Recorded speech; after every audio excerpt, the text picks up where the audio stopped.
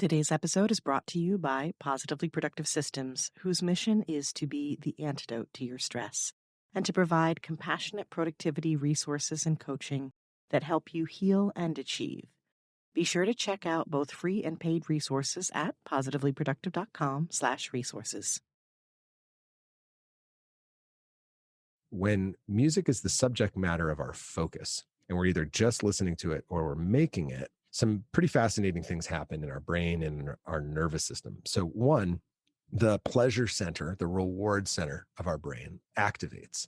And so the same activity, having sex, eating chocolate, and making music or listening to music you enjoy all produce an identical reaction in the same part of the brain. And that's a fascinating thing to researchers because the sex and the chocolate are like evolutionarily based. So the sex is for procreation, the chocolate is for sugar, for consumption.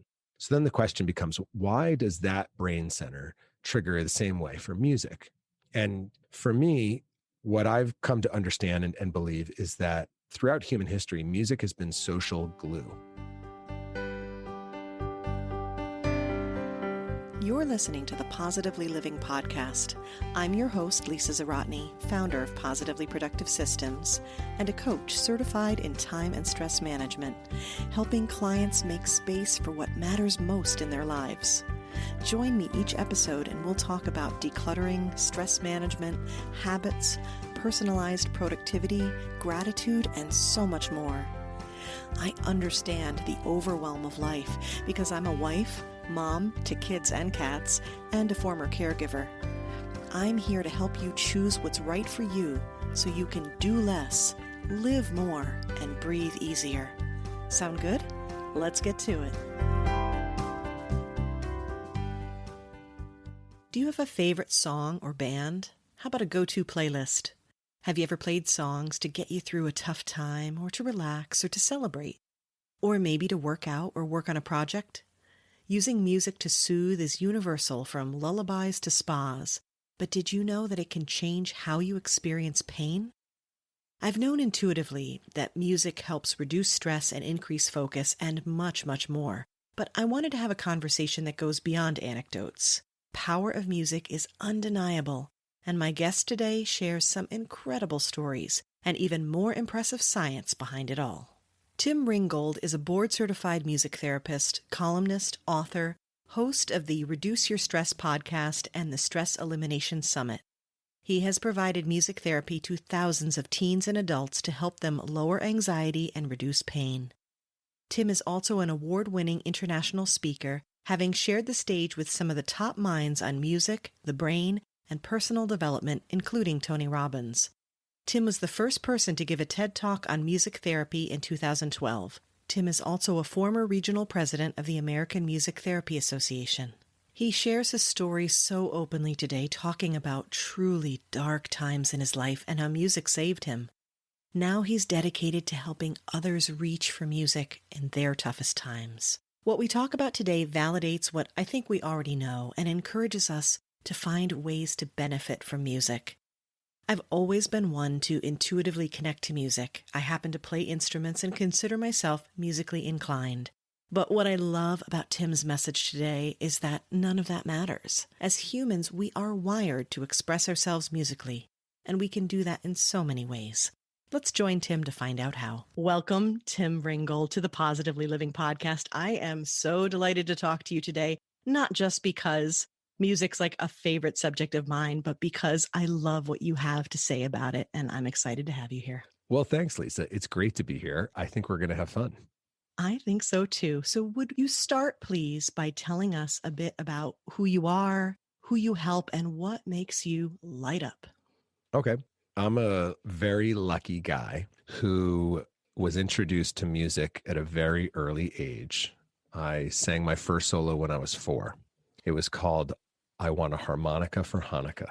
And my mom was the director of religious education at the little Catholic parish. So it was the big joke at school with all the moms that little Timmy is singing a song about Hanukkah. In my little elementary school, the stage was like hollow because they'd hide the risers underneath the stage. And when you'd step foot on the stage, it would you'd hear It was like a bass cab, like it was like a speaker cabinet underneath. You'd hear thump, thump, thump when you'd walk across the stage. And as a young kid, I experienced what it's like to walk on stage and see, feel, and hear something unique about that. And it kind of got wired into my nervous system, like right out of the gate. And so throughout my journey, I've been on stage my whole life. When I was 16, I was on the steps of St. Peter's Square singing a solo for Pope John Paul II during Holy Week, and about 16,000, Catholic pilgrims from around the world.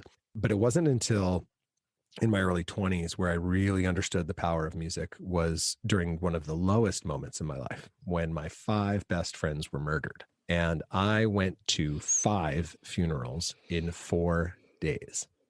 Now, that is not something that typically happens in TV movies or things like that because it's just hard to wrap your brain around. But it was like Groundhog's Day from hell.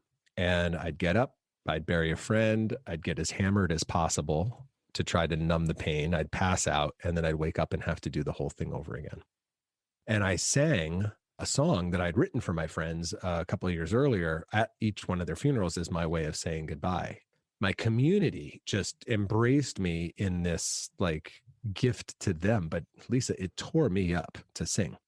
So fast forward the night to the last funeral, and one of my few, like 2 remaining friends is like, you want to go see some music? And I was like, please. So we go to see some live music. And for the first 2 hours since I got the news, I found peace. And no amount of drugs, alcohol, food, porn, cable TV, video games, nothing killed the pain. And I would stack, 2, 3, 4 behaviors all week to try to kill the pain, and nothing worked, but the music did. And in that moment, I got what everybody was talking about. When I was on the receiving end, it finally made sense. So I was like, oh, that's what it's doing. Wow. Okay, I'm in. And I just, in that moment, it was just one of those moments, like my whole life just changed gear. And I just dedicated my life to helping others reach for music in their toughest times. And the way I saw it at the time, Lisa, was the music industry looked like 2 things. You're either in entertainment or you're in education. That seemed like the 2 career tracks. Now, in entertainment, it was like you are like in opera or musical theater if you go like the academic route and then go into entertainment. That wasn't me. And education was like, you're either giving private lessons in a 3x3 cell with no windows for hours a day, or you're in a classroom teaching kids. And neither of those felt like the right fit either. So of course I did what any responsible person would do, which was I went in on rock and roll because that seemed like a really, really good idea. So I moved across country and went into the music industry in like the craziest heavy metal rock band. I wore liquid latex on stage. My singer had chicken feet woven into his dreadlocks. My keyboardist had Christmas lights woven into his dreadlocks. We were crazy, but it was amazing because teens who were going through their toughest times would come and confide in me and talk with me. And one time, this one kid told me that he had gotten hooked on meth, became thoroughly depressed, became suicidal, was planning his suicide, was going to actually execute his suicide. That's a weird word to use in this case, but go follow through with it. And our CD came on in his bedroom. And he immediately thought of me and our singer and how sad we'd be if he did it. So he didn't. And then he told me this story at an after party, like a year later after he went to rehab, got healthy again. And so there suddenly not only was music there for me in my lowest moment, now my music was there for him in his lowest moment. And so I got to pay it forward in the music industry. But the music industry is savage. And they say sex, drugs, and rock and roll in that order for a reason. And so what happened to me along the way was I noticed that I enjoyed beer and I enjoyed drugs, but they were kind of like I could take them or leave them. And often I would go on a 30-day cleanse just because I was getting a little too foggy. But my kryptonite, the thing that I was powerless over, was women. And so I noticed that I really wanted to be in the music industry so that I could go on tour and take advantage of all the trimmings that come with it. Now, I am a son of the 80s, like where in rock and roll, particularly in glam metal, misogyny was at its all-time high. And I was just trained by every band I looked up to that groupies were a rite of passage. And then I met the woman of my dreams, who's now my wife, and I couldn't reconcile the two. And so I left the music industry after trying to leave my wife at one point and then realizing that was a mistake and undid that quickly within about 24 hours. But I left the music industry and I went back to school full time to become a music therapist because I found a third shape for music, not education, not entertainment, but therapy. And that's when I realized, oh, I can actually help and heal just like I've always wanted to, but in a professional, safe setting that's during the same work hours as my wife. And I can be home nights and weekends and I can raise a family and not be on the road and win, win, win. So I immediately, another one of those moments in life when I discovered this field called music therapy, I filled out the application right then and there on the computer and I never looked back. And that was 2003. I did not get in my first time around. I failed my audition. I got a coach. I practiced for a year. I failed my audition again. And another school that was 10 times the tuition as my local school accepted me. And I had this decision to make. Do I wait another year and try again? Or do I move to Southern California on one income, go back to school full time at 10 times the tuition? And we did. And it all worked out. And so that's when I just knew this was the path. This is what I was meant to do. And now for a living, my company gets to help teens and adults who are struggling with addiction, anxiety, depression, stress, self-harm, reach for music as a way to help them stay sober.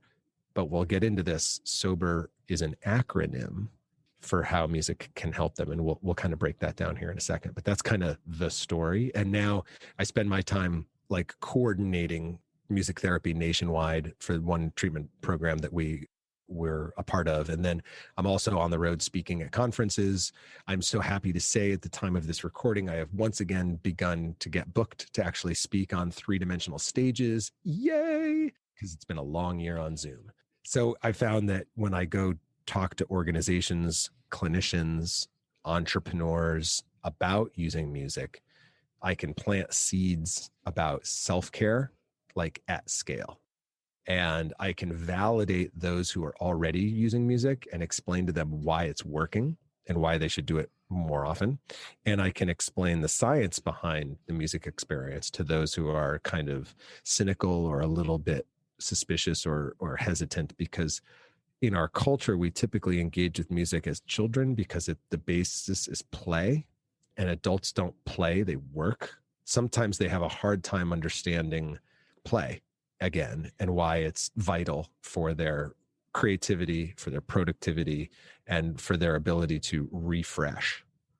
Yes. You're speaking my language in so many different ways. And I will also be having episodes on how we approach things as creatives and innovators and how we need to play. Yeah. And, it's bringing the fun and the joy and touching something in us that I think that we let be dormant because we are so outwardly focused on all of the, shall we say, adulting, if you will, right? Yes.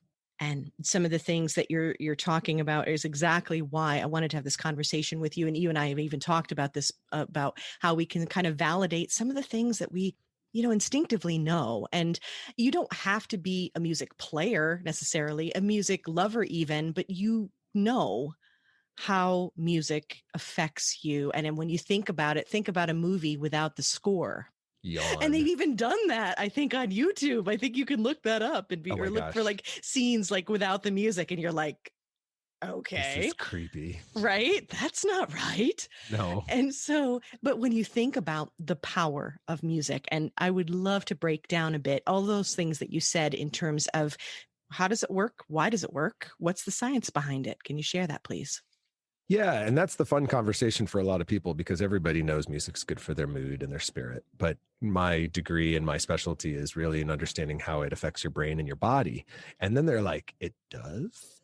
And I'm like, yeah. And then it's like putting a new frame on a picture you love because everybody's got this great relationship with it already. So physiologically, when we listen to music we enjoy, and the research behind this is very specific. It's around music making and music listening. So when you make music, it's just engaging your body in some way musically. So that could be tapping, snapping, clapping, humming, rapping, singing, strumming, scratching. You're just engaging your body in some way because your body is an instrument and it might interface with another instrument, but that's not necessary for music making.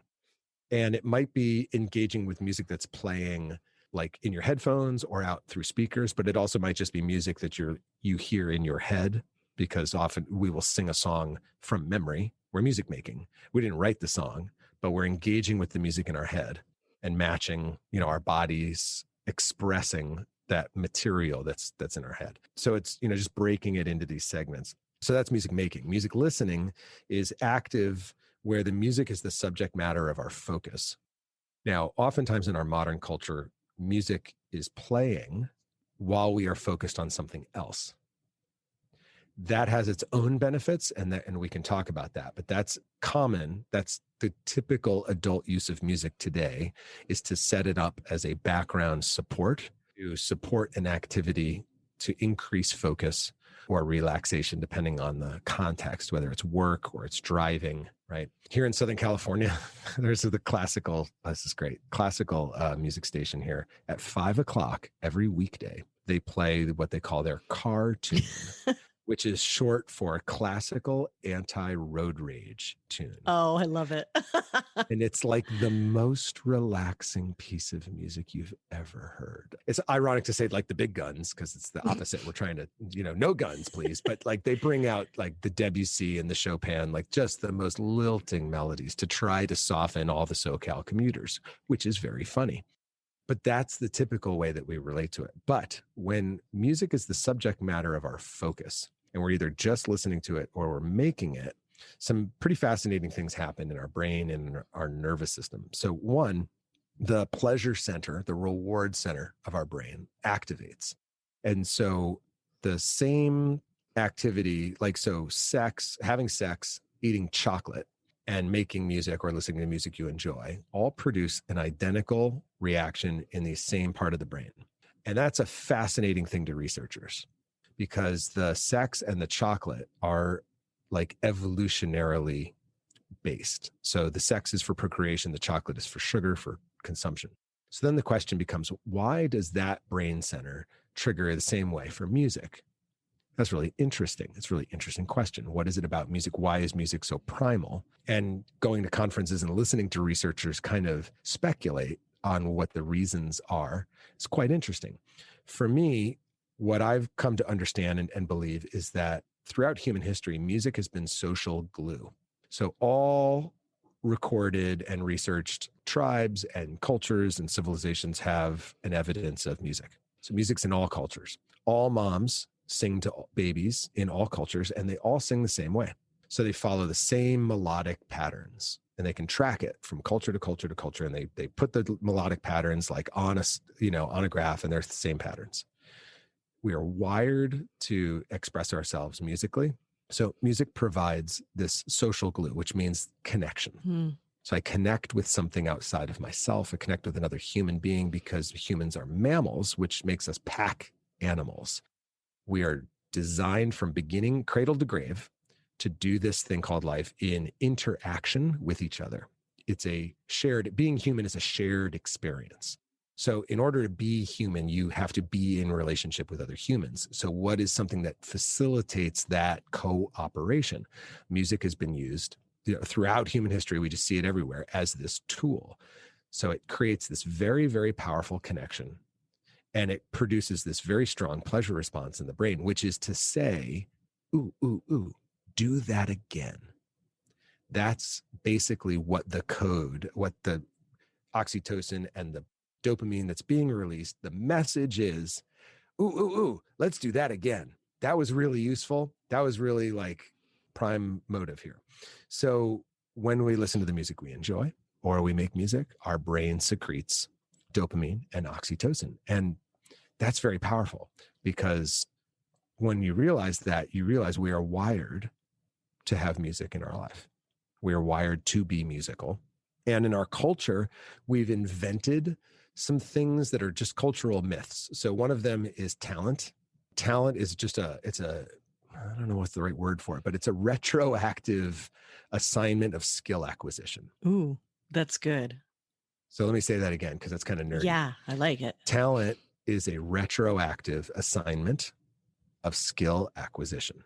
Yes. What do we mean by that? Well, someone acquires a skill quickly, we label them talented, right? So it's just their acquisition curve was like pretty steep in that one particular thing.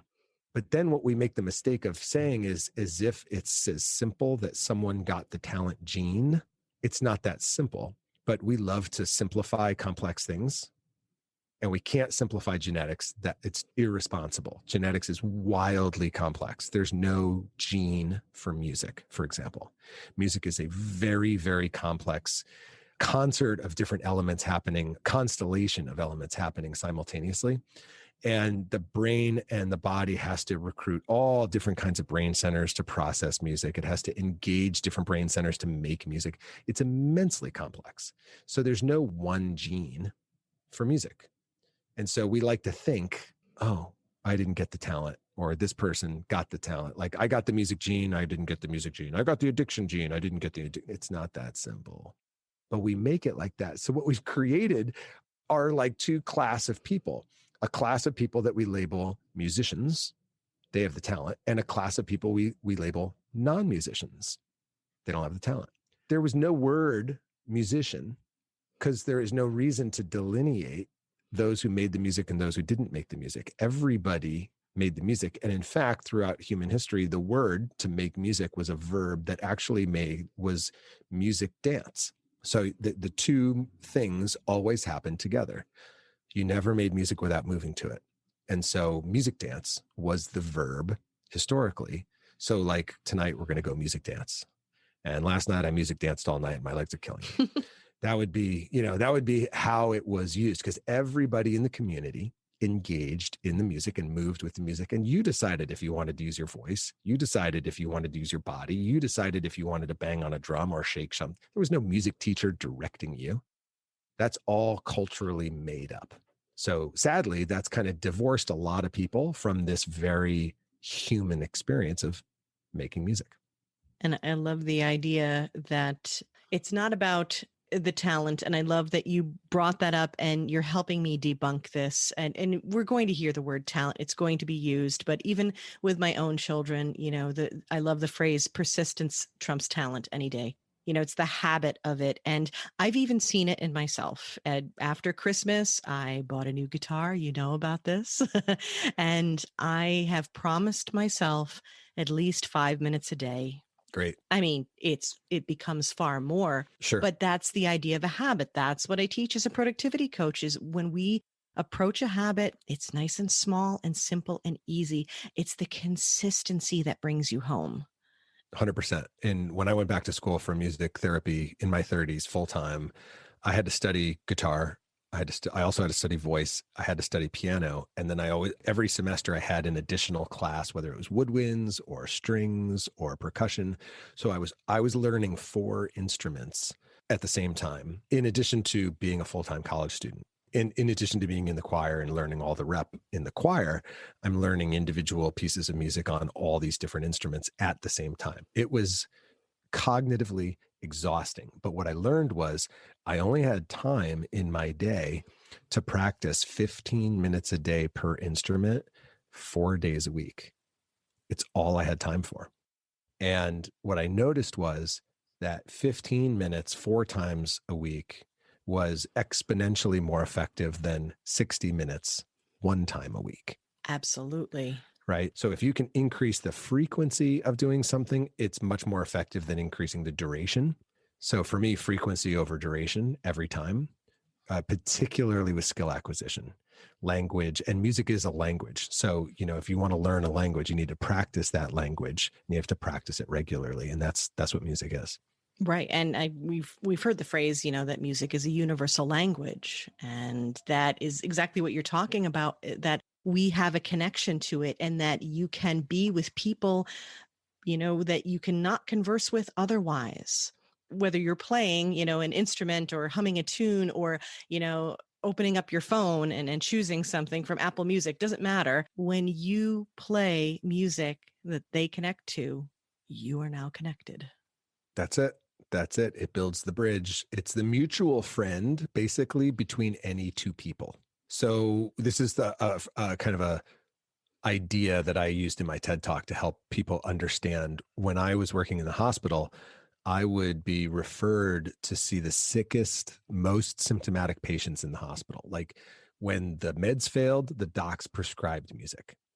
And the reason why was because I understood that this social glue concept, where if you and I were at a dinner party, a bunch of people, and we didn't have any mutual friends there, the odds of us connecting are lower than if we had a mutual friend there that we loved and respected, and then that mutual friend introduced us. Because if that mutual friend introduced us, we borrow our friend's credibility because we trust them. Right. So our kind of like our social walls, just kind of, we put them down right away. Like, oh no, you get in because you're with this person. I'll let you in. Let's go. And you jump right into a great conversation. It's like your social bouncer. Like, yeah, okay. Yeah, you can get in. Totally. And that's, music is the mutual friend between any two people. So when I talk about music, I'm talking about my music, but I don't say my music. I just say music. But in my head, there's a little parentheses. It's my music. What my music does for me, your music does the exact same thing for you. And we don't need to say like, my music's better than your music, or my music's the right music, your music is the wrong music. That is an irrelevant conversation. What's important is that when we connect to music, we connect to music. And it would be like telling people, like, don't eat Thai food, like Italian food's better. I'd be like, that's dumb. Like, now some food is higher in cholesterol or higher in fat than others. That's true. But if you connect with a certain style of food and you love that flavor, good on you. And music's very similar to that. So as long as we can agree to, like, we enjoy it. That's why God invented headphones. I can go to a drum circle here, and there's a full moon drum circle every month, and I can go and I can drum and play for 2-3 hours, not speak, like literally not speak to anyone there, and yet feel completely connected to everyone there. How else is that possible in our modern culture? It's just not possible. I don't know anybody's name. I don't know who's showing up. I show up alone.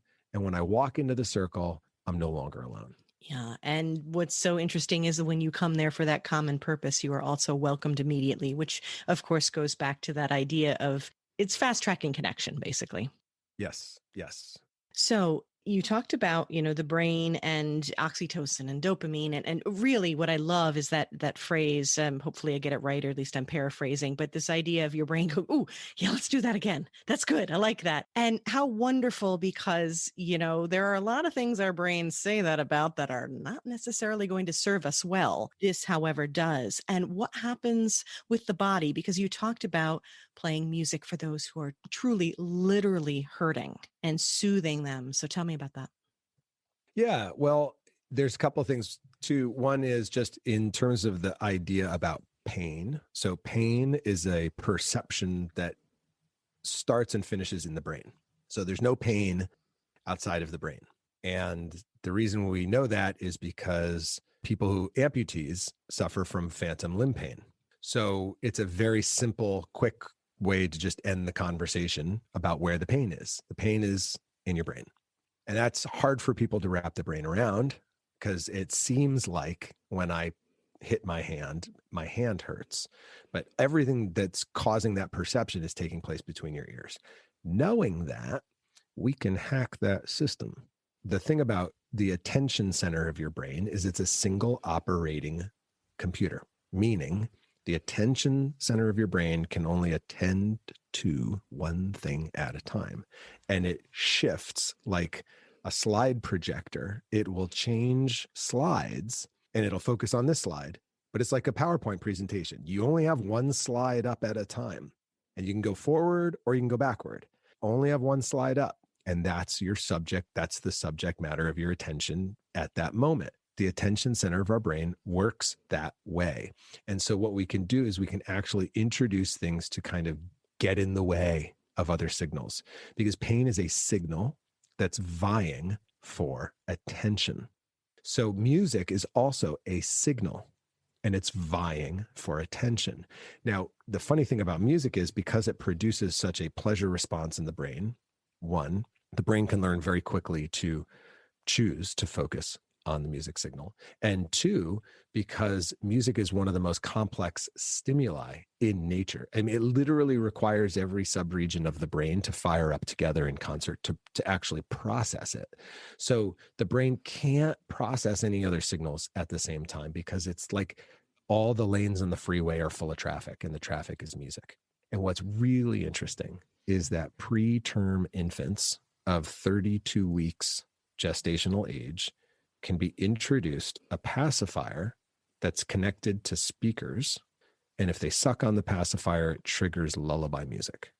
It's called a pacifier activated lullaby, or PAL. And they use it with preterm infants because preemies oftentimes are born, up to, 8-10 weeks prior, and their hearts aren't fully developed, or there's something going on, right? So the cardiologists can sew up their heart, they can fix that, but they haven't developed their suck, swallow, breathe reflex yet. So they can't eat orally, and you can't discharge from the hospital until you can eat orally. So the pacifier strengthens the suck, swallow, breathe reflex so the infants can discharge sooner.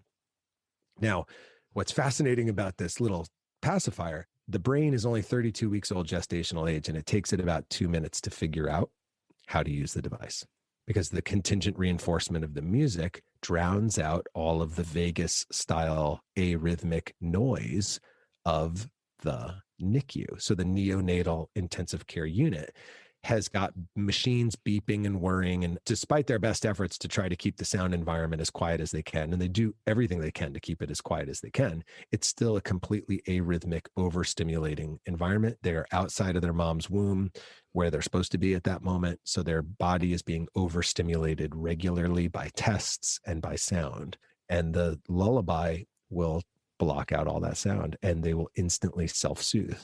And it takes them about 2 minutes to figure out how to use it, and then they go to work. That's incredible. Yeah. I mean, the brain figures out that it prefers the music stimulus, and that what happens to the brain on music is understood even at 32 weeks gestational age. So one of the coolest things I would hear from patients that I was working with, and I was working with cancer patients who had pain, intractable pain that the pain management team couldn't treat.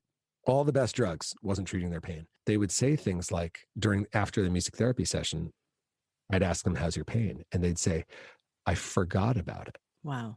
So that's an important phrase, because it doesn't mean that I healed their pain. I'm not making claims that we healed the source of the pain. The point is that while the brain's on music, it's not processing the pain. And that allows your body to relax, I would assume, right? Yes, and it allows you to just breathe for a moment, because when you're not focused on the pain, this reminds me a little in a much more, perhaps lighthearted, anecdotal way. In the mothering world, it frequently will be like, hey, look, bright, shiny object when your child is hurting or has skinned their knee or whatever. And you can sometimes sort of, oh, it's a distraction. Right. 100%. Right. Yes. You're distracting Distraction, them. diversion. And you can also assess just how severe that fall was, because most of the time it was a fall and it was an ow and you can move on with your life. But if it was serious, then, it was kind of like being able to assess and weigh the situation. But yeah, there was that distraction. So it is. That's a great example. Given this idea of music requiring so much of our brain, and this idea of being able to distract from things that aren't working for us, that hurt us, stress us, whatever. Let's talk a bit about how we can turn that on ourselves. And also too, I'm curious, if it's using so much of the brain, how do we also use that to help us focus on a task then, with this idea of using music for productivity? Yeah. Which way do you want to go first? Ooh, let's go with quickly about music and productivity, and then maybe just leave with how we can, how we can become our own music therapists. How about that? Very cool. So first of all, music, because music fires up the brain on music is like a kaleidoscope. It lights up every center of the brain. So the brain runs, like, it turbocharges the brain basically. And what's really interesting is working with kids with special needs like autism or kids who are developmentally disabled.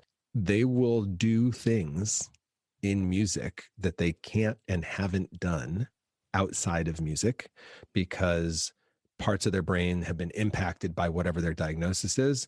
But because the brain is this like redundant pathway and network, it will bypass that area. And so I'll have comments where I'll go into a facility and I'm doing a group and we're singing along, and suddenly the staff starts crying. And I'm like, uh-oh, what did I do wrong? They're like, you don't understand. We've never heard Bobby's voice. And he's singing well. Like, he's able to actually do that. I'm like, yeah, because his whole brain is working. That's why. So music fires up the entire brain. For productivity, if you want to focus on something other than the music itself, there's some key things about the music that you want to know. And I'm going to plug a friend of mine here in a second named Will Henschel. So if I forget, remind me. You want the music, if you're going to focus on something else, there's basically the best practice is to be using instrumental music that's up tempo, because your body's respiratory rate, its blood pressure, and its heart rate will all seek to sync up with an external tempo. So you want to have something that's up tempo.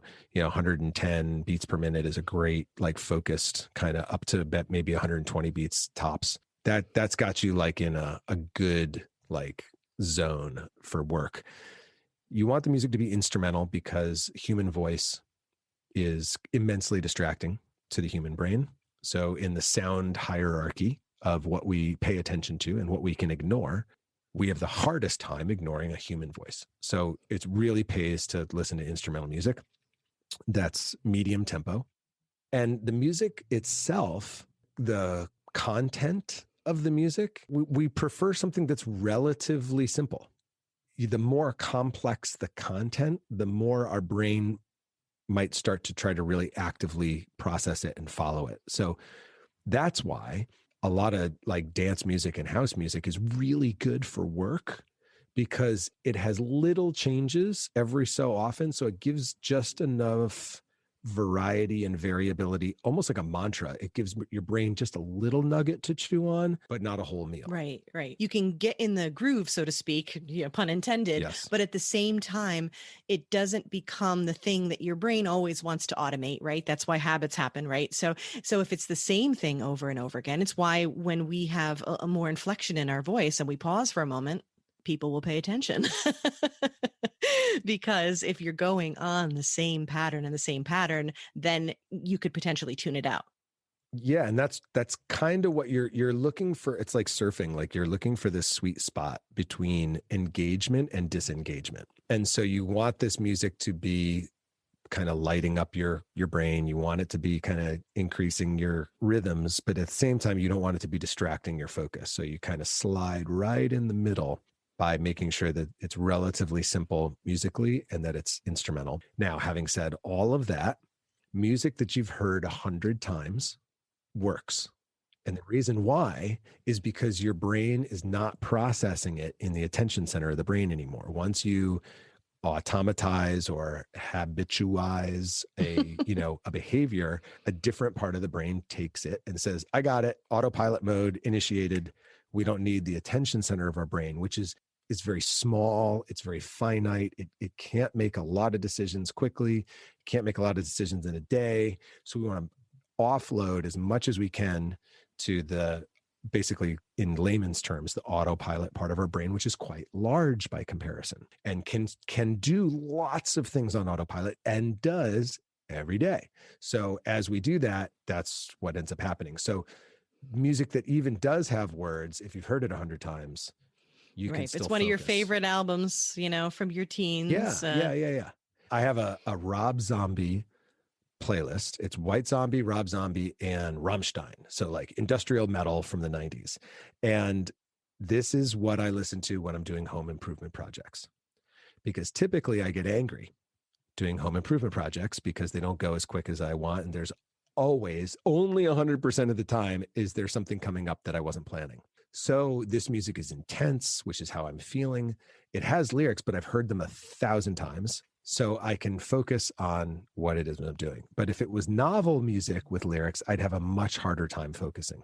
Whenever possible, just the best practice is medium tempo, instrumental, relatively boring, which leads me to Will Henschel. So Will Henschel, beautiful human being who is not boring, but yeah, no, exactly. He founded this app called Focus at Will, which is like right in your wheelhouse for what you do. And, you know, I don't know, 2 million users on the system, at least at this point, that are using his music to work to, because he has figured out that the human brain, all the things I've been talking about, he stumbled upon all that same research, but he also found out something that's really cool. This is why I love what Will's doing. He had a thought, which was, what if you had like a focused personality? And what if there's like an energy level to your baseline focus, and that some people's energy level for their baseline focus is higher and they require higher stimulation to stay focused, and some people actually need very little stimulation to stay focused. And what if not all brains are the same and there's like this scale? So he invented this questionnaire that's relatively scientific in its approach to identify what your focus type is. And then it matches one of the channels on Focus at Will, because the music is based on not just genres, but in energy level. If your brain doesn't require a lot of energy, it's going to recommend Alpha Chill. And that's going to be the right music for your brain to focus to. And then if you have ADHD, it's going to be like, it just sounds like machines. And he's like, 5% of our listeners listen to this 6 to 8 hours a day. And I interviewed him for my podcast. That's why I'm quoting him like right off the top of my head. And it was hilarious because the music was so high intensity. But that is, for that brain, what it needs to run in its top gear. I love that. This is excellent. Okay, so that's a great suggestion. And even just the basics that you spoke of in terms of, you know, the instrumental and the simple, in order to be able to use that for the focus side. So we've touched upon the productivity side. I think inherently in what you're talking about of distracting pain, it really brings us into kind of the stress relief side of it. But let's go with what's one thing, one step we can take today. We're probably doing it, but still, what's one step that you would say that we could do to bring music therapy into our own lives? So just to be like rigorous around the term music therapy, like physical therapy. So when you go work with a physical therapist and you do physical therapy, the thing you're utilizing is exercise. Gotcha. When you go work with a music therapist and you're doing music therapy, the modality you're using is music. So when we're on our own, we're just reaching for music, because you don't need a music therapist to enjoy music or to benefit from it. It's just like you don't need a physical therapist to benefit from exercise, right? But sometimes the targeted use really helps. So for those of us at home, there's really 3 things you can do that are just super easy. The first is make it. So if you are struggling with your focus and you are flipping out about the future, or you're ruminating about the past, you're not present. Now, there's one thing on you that's always present. It's your body. Your body's always present. Your mind rarely is. So the game is to engage your body with music for a short period of time. That will pull your focus back into the present, because the present is where the beat happens, because music is time-based. So if you have to match your body to a beat, or you have to sing a note or a word, you have to be focused in the present moment to actually do that successfully. So music making as a focus to the present tool is super effective.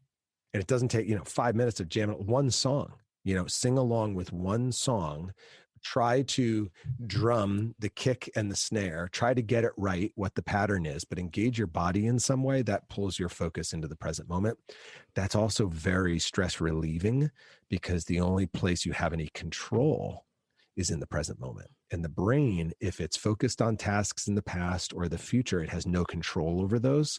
And that's distressing to the brain because it knows that. So that's an easy way. So just engage your body with the music you already love. And I know that I do that all the time. And like, I'll be in a moment where I'm feeling all of the things and I'm like, okay, time to sit down to the piano and I know that I did this when I was a teen too. And I was feeling all the feels and I can even see it in my son and in how he is going for the guitar. And that's something that I have been promoting. So whether you're making it with, a specific instrument that you're thinking of, or truly the instrument of your body, or singing along in the car or in the shower or wherever let it rip. Yeah.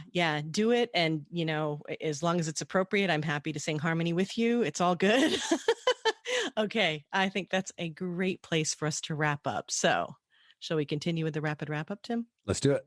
All right. And I can't wait to hear this one, which is if you'd fill in the blank, please. The song that always makes me dance is I like to move it, move it. I like to move it, move it. I cannot resist moving my body when that comes on. That's right.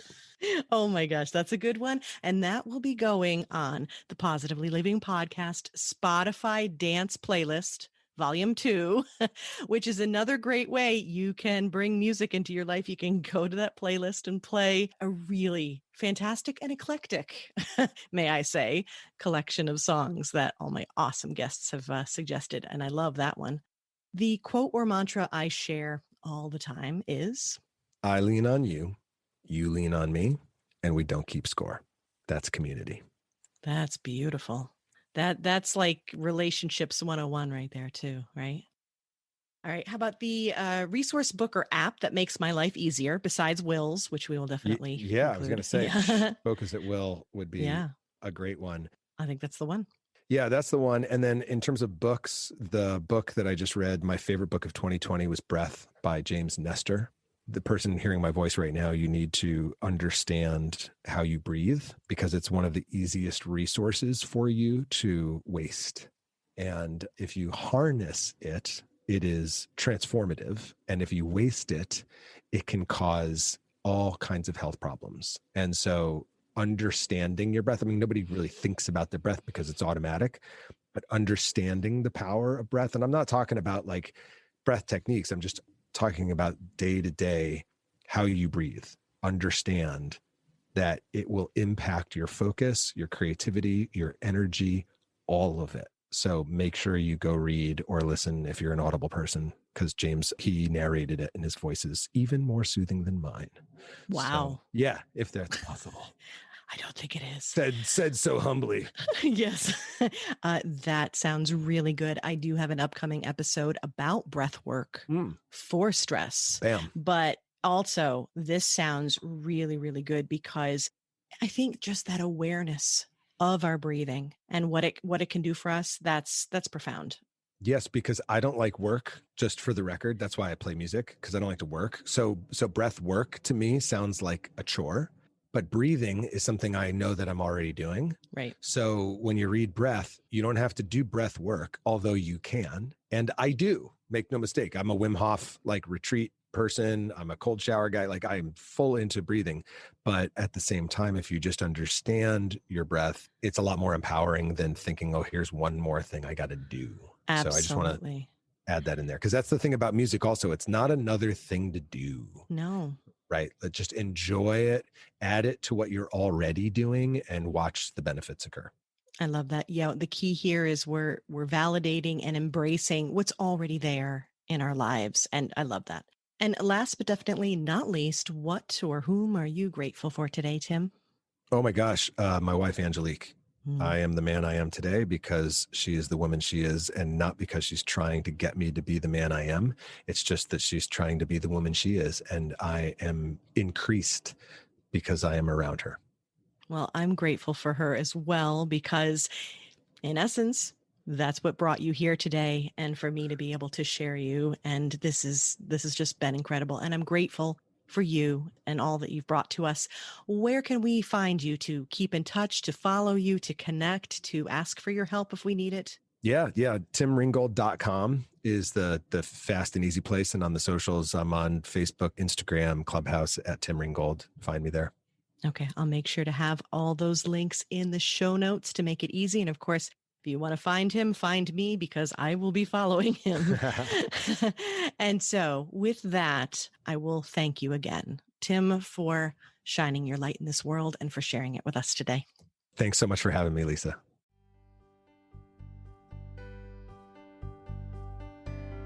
Thank you for joining me today. Your time is precious and limited, and I'm honored you chose to spend it with me.